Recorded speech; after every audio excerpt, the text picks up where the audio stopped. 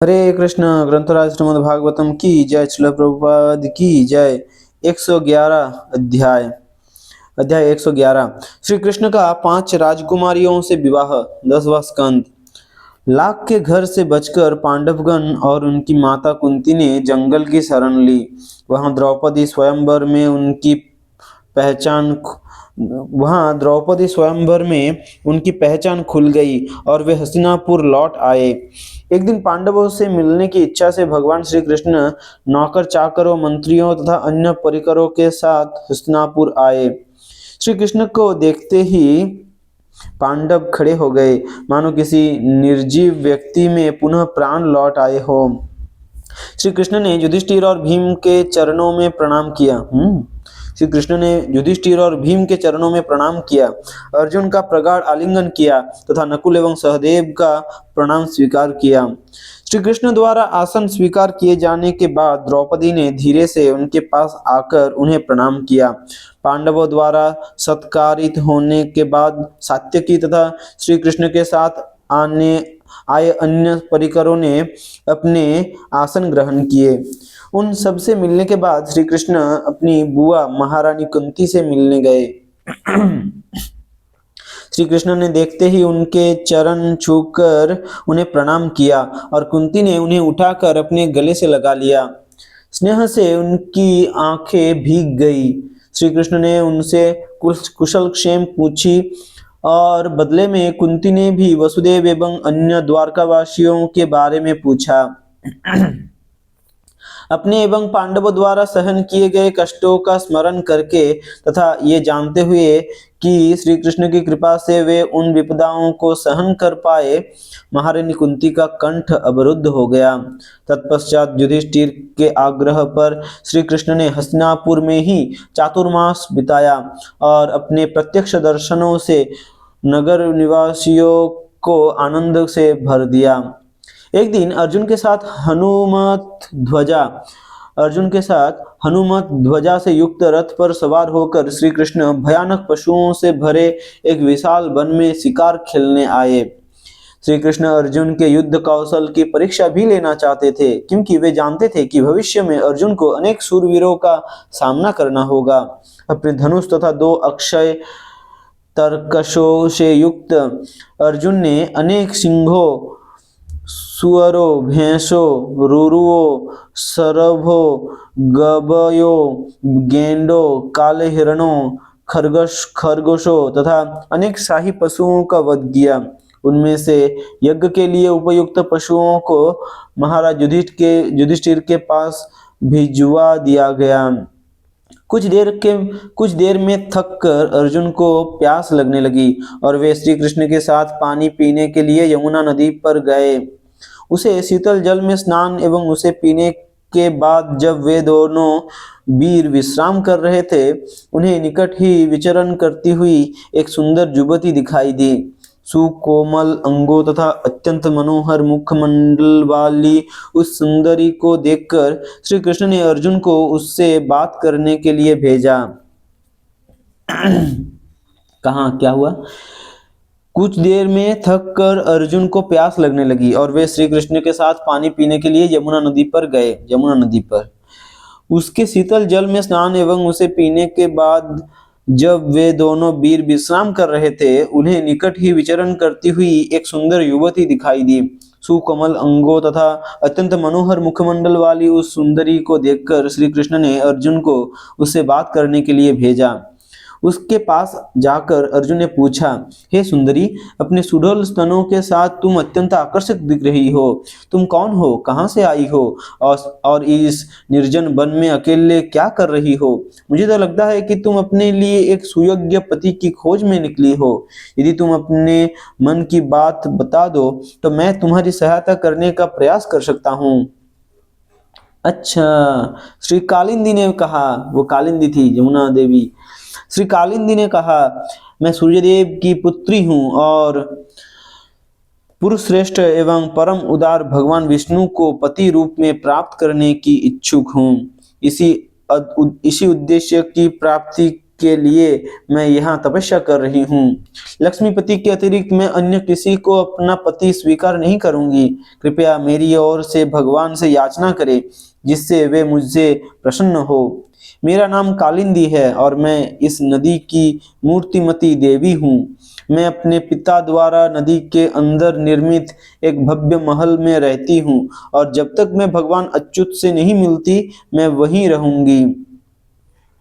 अर्जुन अर्जुन ने लौटकर श्री कृष्ण को उस युवती का संदेश कह सुनाया। निस्संदेह श्री कृष्ण पहले से ही सब कुछ जानते थे और इसलिए उन्होंने तुरंत कालिंदी को अर्जुन के रथ पर बैठाया और महाराज युधिष्ठिर के पास लौट आए। इसके कुछ समय पश्चात महाराज युधिष्ठिर ने श्री कृष्ण से निवेदन किया कि वे पांडवों के लिए एक उपयुक्त नगरी के निर्माण में उनकी सहायता करें। भगवान ने तुरंत देवताओं के वास्तुशिल्पी विश्वकर्मा को बुलवा भेजा और महाराज युधिष्ठिर की इच्छा अनुसार एक पूरे नगर के निर्माण की आज्ञा दी। निर्माण कार्य समाप्त होने पर इसे इंद्रप्रस्थ नाम दिया गया और महाराज युधिष्ठिर के आग्रह पर भगवान श्री कृष्ण कुछ और समय के लिए वहां रुक गए।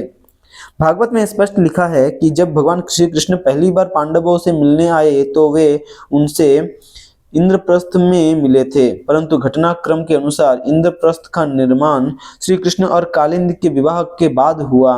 इसलिए श्रील प्रभुपाद लिखते हैं कि श्री कृष्ण पांडवों से पहली बार हस्तिनापुर में मिले।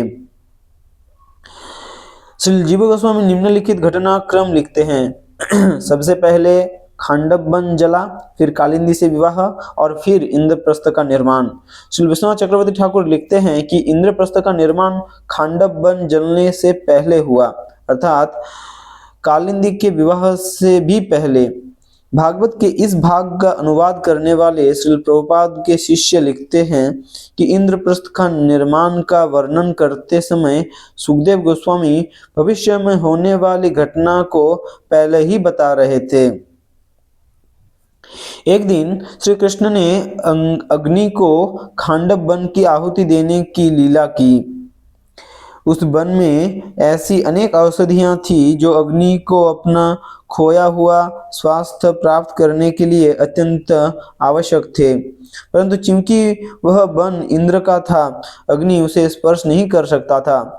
चूंकि पूर्व काल में अग्नि ने श्री कृष्ण को उपहार में सुदर्शन चक्र दिया था, इसका स्मरण करते हुए उन्होंने श्री कृष्ण से सहायता की गुहार की। अच्छा, श्री कृष्ण को सुदर्शन चक्र किसने उपहार दिया था? अग्नि ने। पूर्व काल में अग्नि ने श्री कृष्ण को उपहार में सुदर्शन चक्र दिया था, इसका स्मरण करते हुए उन्होंने श्री कृष्ण से सहायता की गुहार की। अग्नि को संतुष्ट करने के लिए श्री कृष्ण अर्जुन के सारथी बने और खांडव वन का भक्षण करने में अग्नि की सहायता की। प्रसन्न होकर अग्नि ने अर्जुन को गांडीव धनुष, 4 सफेद घोड़े, एक अद्भुत रथ और 2 ऐसे अक्षय तर्कस दिए जिनके वाहनों का सामना करने की शक्ति किसी में नहीं थी। जब वह वन अग्नि की ज्वालाओं में धक रहा था तो उस समय अर्जुन ने वहां रह रहे मैं नामक एक दानव की रक्षा की और बदले में उसने विश्वकर्मा द्वारा बनाई गई नगरी में एक अद्भुत महल का निर्माण किया। यह महल इतना मायावी था कि जब दुर्योधन वहां आया तो वह पानी को पत्थर तथा पत्थर को पानी समझ बैठा, और जब इस भ्रम में पड़ने के कारण वहां उपस्थित सब लोगों ने उसका उपहास किया तो वह पांडवों का कट्टर शत्रु बन गया। कुछ समय पश्चात महाराज युधिष्ठिर की अनुमति लेकर श्री कृष्ण द्वारका लौट आए और शुभ समय देखकर कालिंदी से विवाह किया।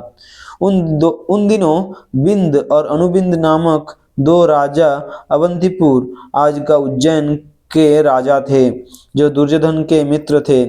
उनकी एक बहन थी मित्रबिंदा और वह भगवान श्री कृष्ण से विवाह करना चाहती थी, परंतु दोनों भाइयों ने उसे श्री कृष्ण को ना चुनने का आदेश दिया। दूर के रिश्ते से मित्रबिंदा श्री कृष्ण की बहन भी लगती थी, और जब उसके स्वयंवर का समय आया तो श्री कृष्ण ने वहां जुटे सब राजकुमारों की उपस्थिति में मित्रबिंदा का अपहरण कर लिया। कौशल के पुण्यवान राजा नग्नजीत की देवी जैसी एक कन्या थी। सब उसे सत्या या नागनजीती बुलाते थे। राजा अपनी पुत्री का विवाह उस वीर से करना चाहते थे जो उनके द्वारा पाले गए अत्यंत शक्तिशाली 7 बैलों को एक साथ परास्त कर सके। ये बैल इतने खूंखार थे कि किसी योद्धा की गंध तक सहन नहीं करते थे। अनेक राजकुमारों ने उन्हें पराजित करने का प्रयास किया, परंतु वे सब बुरी तरह विफल रहे। जब भगवान श्री कृष्ण ने ये सुना तो वे वहां पहुंच गए। भगवान को देखकर राजा अत्यंत प्रसन्न हुए और उनकी पूजा एवं सत्कार किया। श्री कृष्ण ने भी अपने भाभी ससुर का आदरपूर्वक सम्मान किया। श्री कृष्ण को वहां आया देखकर सत्या अत्यंत प्रसन्न हुई, क्योंकि वे दीर्घ काल से उन्हें अपने पति रूप में प्राप्त करने के लिए तपस्या कर रही थी। महाराज नग्नजीत ने कहा, हे जगदीश, हे नारायण, आप स्वयं में पूर्ण है। भला मुझ जैसा अति तुच्छ व्यक्ति आपके लिए क्या कर सकता है। सुखद आसन पर बैठे श्री कृष्ण ने मुस्कुराते हुए कहा, हे राजन, महान विद्वान जन उन क्षत्रियों की निंदा करते हैं जो अन्यों से भिक्षा मांगता है, परंतु फिर भी आपसे मित्रता बनाने के लिए मैं आपसे आपकी पुत्री सत्या का हाथ मांगता हूँ। यद्यपि अपने परिवार की रीति रिवाजों के अनुसार हम इसके बदले में आपको कुछ नहीं दे पाएंगे। वास्तव में श्री कृष्ण बैलों को पराजित करने की शर्त को पूरा किए बिना ही ये विवाह करना चाहते थे, परंतु अपनी प्रतिज्ञा को पूरा करने के लिए कटिबद्ध राजा ने कहा, हे भगवान, आपके अतिरिक्त मेरी पुत्री के लिए और सुयोग्य वर कौन हो सकता है। आपकी देह में स्वयं श्री लक्ष्मी देवी निवास करती है और कभी आपको छोड़कर नहीं जाती। मैंने अपनी पुत्री के लिए योग्य वर की परीक्षा हेतु ये शर्त रखी थी। ये 7 बैल अत्यंत बलवान है और अभी तक अनेक राजकुमार इन्हें पराजित करने के प्रयासों में अपने अंग तुड़वा चुके हैं। भगवान, यदि आप इन्हें पराजित कर सके तो निश्चित ही आप मेरी पुत्री का वरण कर सकेंगे। राजा को संतुष्ट करने के लिए श्री कृष्ण ने अपनी कमर कसी और स्वयं को 7 रूपों में विस्तारित कर लिया। फिर एक एक रूप से एक एक बैल को उन्होंने उसी आसानी से बांध दिया मानो कोई बच्चा लकड़ी के खिलौनों के साथ खेल रहा हो। कोई बच्चा लकड़ी के खिलौनों के साथ खेल रहा हो। अत्यंत प्रसन्न एवं आश्चर्यचकित राजा नग्नजीत ने तुरंत आनंद भरे हृदय से अपनी पुत्री श्री कृष्ण को सौंप दी। तब पूरे हर्षोल्लास के साथ ये विवाह संपन्न किया गया और सारे नगर में आनंद मनाया गया। दहेज में राजा ने श्री कृष्ण को 10,000 गाय, 3,000 दासियां, 9,000 हाथी, 9 लाख रथ, 9 करोड़ घोड़े और 9 अरब सेवक दिए। पुत्री के प्रेम में विह्वल राजा ने दूल्हे दुल्हन को रथ पर बैठाया और एक विशाल सेना के साथ विदा किया। अब तक बैल को बांधने में असफल राजकुमारों ने जब सुना कि श्री कृष्ण ने सत्या को जीत लिया है तो द्वेषवश उन्होंने द्वारका लौट रहे श्री कृष्ण को घेर लिया और उन पर बाणों की वर्षा करने लगे। अपने मित्र को प्रसन्न करने के लिए तत्पर अर्जुन ने अकेले ही बिना किसी राजकुमार को मारे उसी प्रकार खदेड़ दिया जिस प्रकार शेर छोटे मोटे पशुओं को खदेड़ देता है। दहेज और सत्या के साथ द्वारका लौटकर भगवान श्री कृष्ण आनंद पूर्वक वहां रहने लगे। इसके बाद भगवान ने कैकेय प्रांत में रहने वाली अपनी बुआ श्रुतकीर्ति की पुत्री भद्रा से विवाह किया। भद्रा के भाइयों ने स्वेच्छा से अपनी बहन भगवान को दे दी। तत्पश्चात श्री कृष्ण ने मद्र देश के राजा की पुत्री लक्ष्मणा को उसके स्वयंवर से उसी प्रकार उठा लिया जिस प्रकार एक समय गरुड़ ने देवताओं से अमृत छीना था। हरे कृष्ण।